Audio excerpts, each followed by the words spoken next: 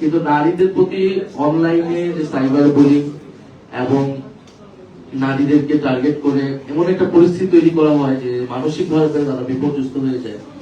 বিশেষত রাজনৈতিক ভাবে ভোকাল যে সকল মেয়েরা জুলাই থেকে উঠে এসেছে বা নানাভাবে কথা বলতেছে, কথা বলার চেষ্টা করছে বিভিন্ন ইস্যুতে, এটা দলমত নির্বিশেষে, এটা শুধু যে কিন্তু জুলাইয়ের নারী যারা তারা এটা অনেক বেশি ফেস করেছে এবং আমাদের অনেক বৈষম্যবিরোধী ছাত্র আন্দোলনের অনেক মেয়েরা কিন্তু রাজনীতি ছাড়তে বাধ্য হয়েছে এবং সাংগঠনিক ভাবে আমরা হয়তো সেই কমফোর্ট জায়গাটা তৈরি করতে পারিনি যেখানে নারীরা সিকিউর ফিল করবে, কারণ সামাজিক সাইবার স্পেসটা এত বেশি বিষাক্ত হয়ে গিয়েছিল বিভিন্ন সময়।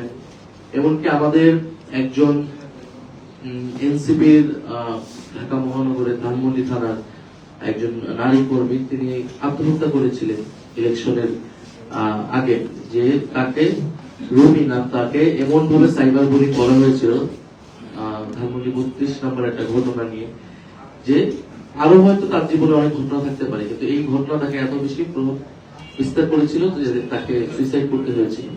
ফলে সারা দেশে ঢাকা শহরেই আমরা এই চাপ বা আমাদের বোনেরা এইটা ফেস করেছে। ঢাকার বাইরের অবস্থা কিন্তু আরো খারাপ ছিল।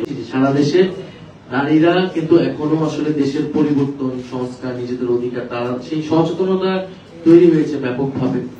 এবং এবারে নির্বাচনেও আমরা মনে করি যে বিশেষত আমাদের আমরা যে জোটে ছিলাম 11 দলের পক্ষে কিন্তু আমাদের নারীরা ব্যাপকভাবে কাজ করেছে। সারা দেশের নির্বাচনে নারীরাই মানে নির্বাচনের পরিস্থিতি অনেকখানি পাল্টে দিয়েছে। এটা আমরা অনেক বেশি এটা দ্বারা উপকৃত হয়েছি।